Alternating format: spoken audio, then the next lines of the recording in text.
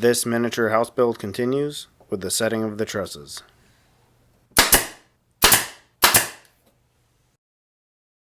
Now, I have been working on building this realistic model house for the last 17 months, and I am the most excited about getting the roof on as this house really starts taking shape. Just like with any truss delivery, we need to break everything out and do some work on them before the first one goes up. First thing to do is to nail this 2-ply girder together. This 23 gauge pin nailer is one of the new additions to my tool set to build these model houses with. If you are watching me for the first time, I have built this entire house with hot glue up to this point. The small size nail that I can buy for this gun is 3/8 inch long, which for nailing this girder truss together is a little bit longer than I need. This is why I'm shooting these in at an angle. Here I am transferring the layout lines on the back wall to the face of the girder that will receive the hangers.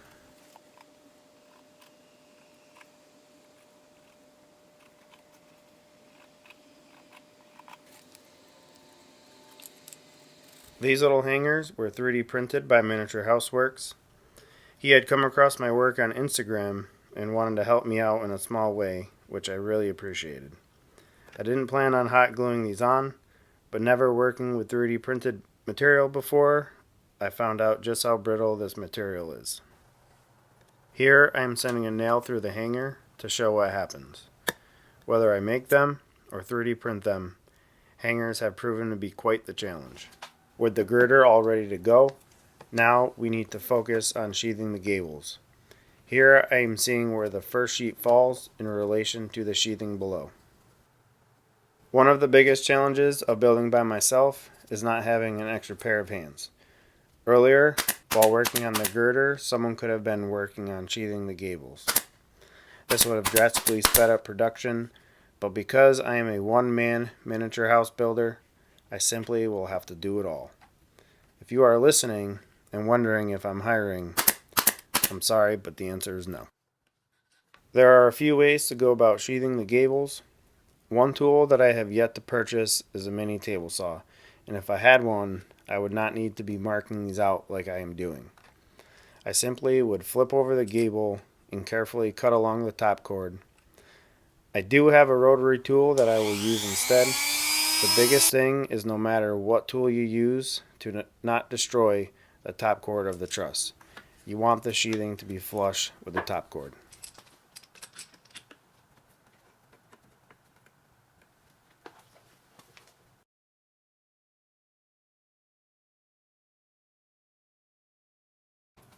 When you install your sheets a certain way, your cut-off pieces end up being able to be reused.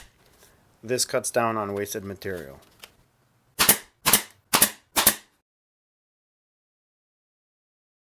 I'm using a razor saw here. This saw doesn't take out much material, so I was a little bit worried about lopping it off with the rotary tool. Here, I am notching out the sheathing so I can hook the crane through.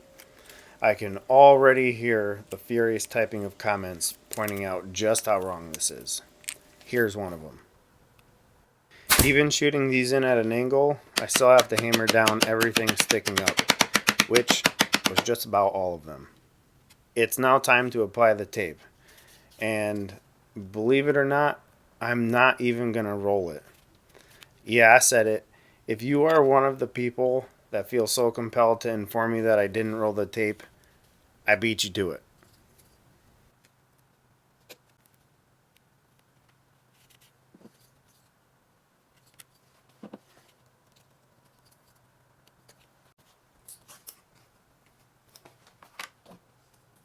And now with the small gable sheath, we need to shift focus to the larger ones for the main roof.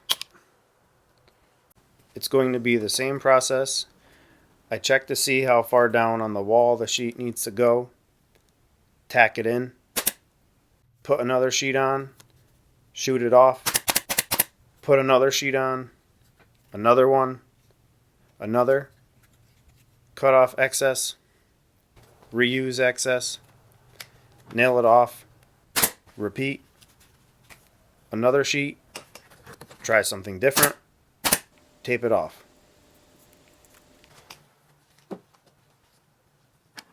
and repeat for the last one.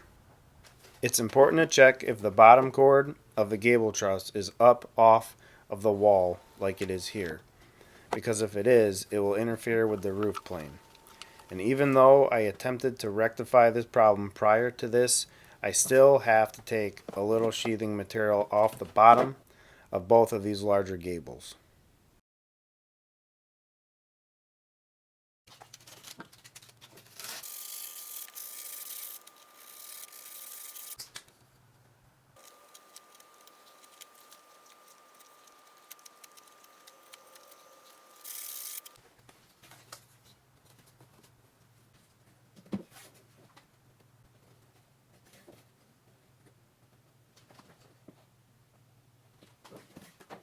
And now that we are dialed in on the gables, we need to make the spacers that will be used when setting the trusses.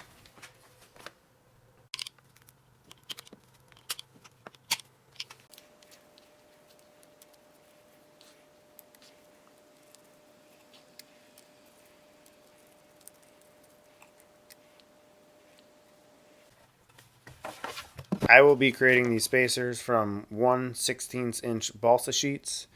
I made them 3/16" wide and 1" 5/8" long. 2 foot to scale I am building at is 1.5 inches, but I want the spacers to expand to the outside of each truss it's attached to like this.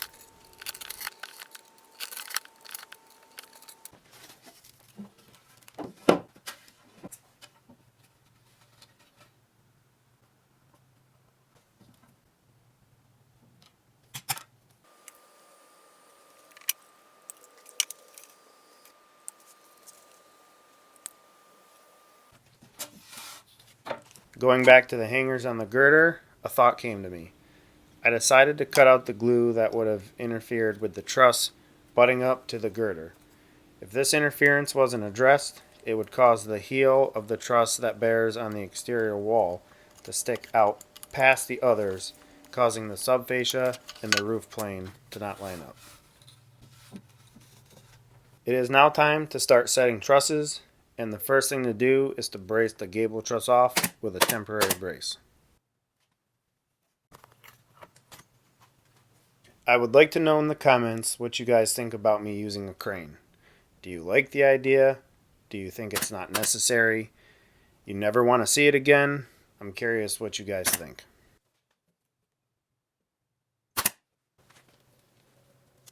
I can tell you one thing that is certainly not necessary, and that's this tagline I'm using.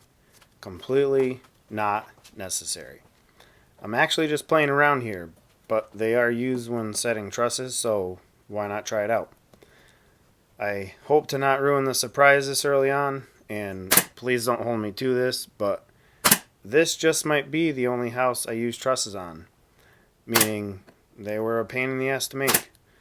If I had framed this house with rafters, we would be long past this stage of building. I think it gives this first project on my channel a different feel, but stick framing is the way to go from here on out.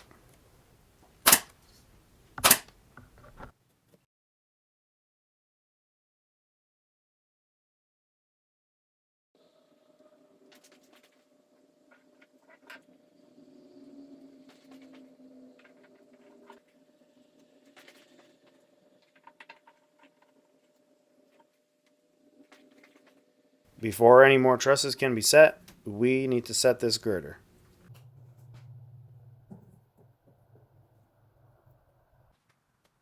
As you can see, these trusses bear in the hangers, and I'm going to let you in on a little secret. A couple of these hangers broke right off when I was shooting them with the pin nailer, and I didn't even replace them. At this point, you can also see that I have neglected to put in any truss bracing. Any permanent bracing, in my experience, gets installed after the roof sheathing is on, and in my case, which will be apparent shortly, I will have totally lost access to putting in any permanent bracing. I did attempt putting some in, which I didn't capture any footage of, but using hot glue didn't work, and on top of that, my hands wouldn't fit in 1.5 inch spaces enough to maneuver them around and get them where they needed to be.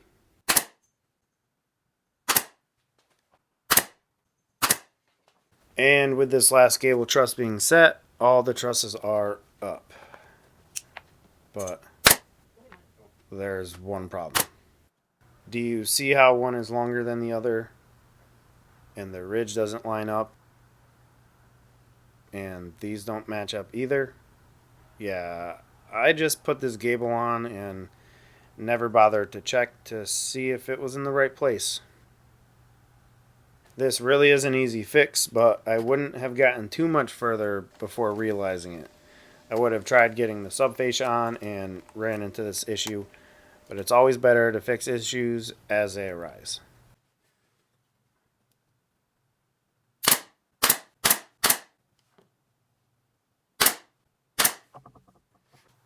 When installing the subfascia, you can't just throw it up there. You have to take into account the roof sheathing coming down, and that's what I am checking here. The advantage of using nails here is you have the ability to push the subfascia out if the trusses are not perfect at the overhangs, which mine are not. When I was framing, I did not build rakes like I am doing here. I nailed blocks right to the outside of the gable without utilizing this 2x6 on the flat I am getting the length for now.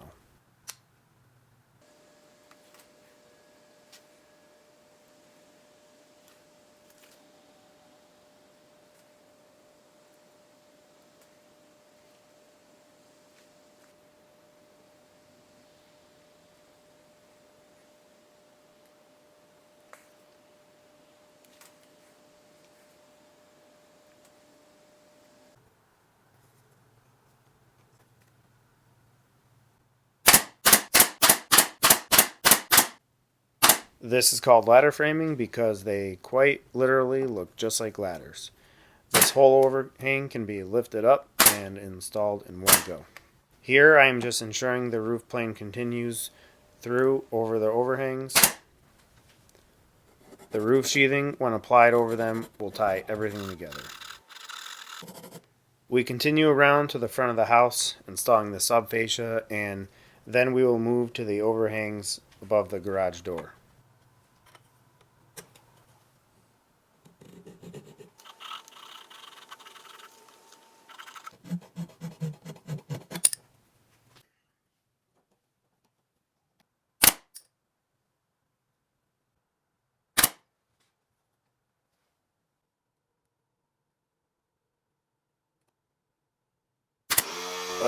I am sorry, but we are going to have to sit through this compressor filling back up.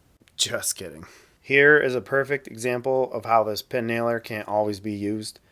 Adding some glue to stick into the corners helps secure it better. I do try my best not to make these videos boring, so there are times where I spend a few hours off camera cutting and assembling things.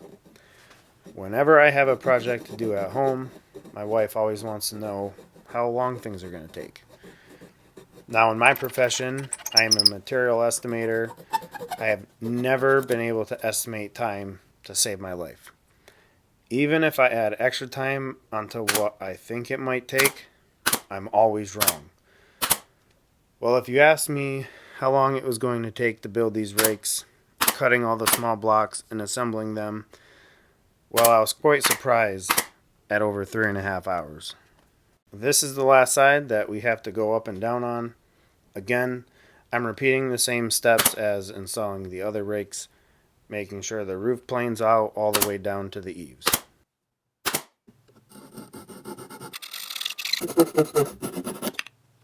This rake I left the outer 2x6 off because it's going to come down and intersect the eave subfascia with the other roof to the left. I wasn't entirely sure if this overhang from the girders was going to interfere with what I needed to do here, so I lopped it off. It later turned out it wouldn't have mattered either way. Ugh. What do you guys think of that?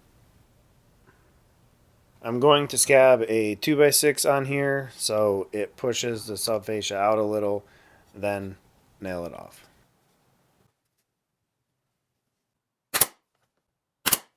Now that the eave subfascia is in its proper place, we can make our way down to it.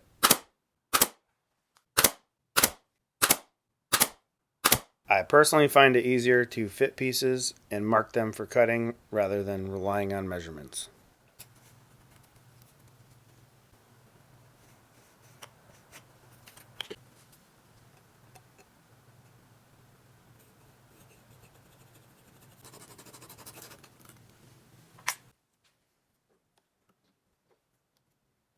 Look how nicely that all fits together.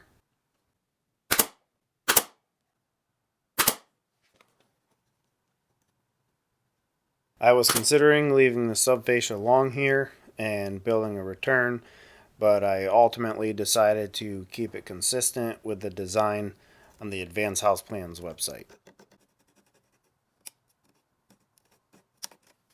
So because I need to add a nailer here, it needs to be where it doesn't have any sheathing. This piece will cover the top plates and the heel of the truss, tying the wall and the truss together.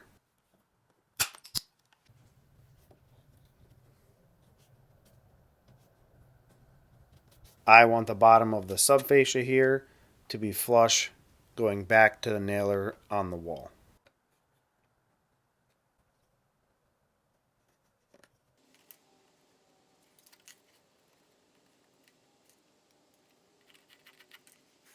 Because this is a small piece and I want it exactly where it should be, I am installing these blocks and they act as positive stops. That way I can let the nailer just sit where it needs to instead of trying to hold it on the line. I guess this is where another set of hands would be helpful. I ended up gluing this piece on anyway because I couldn't fit the pin nailer in there.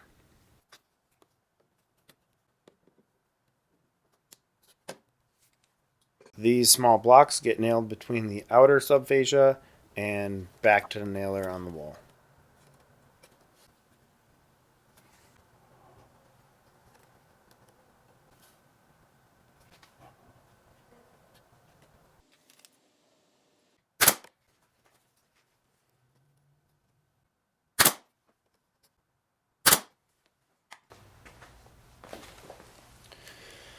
All right, all the trusses are set.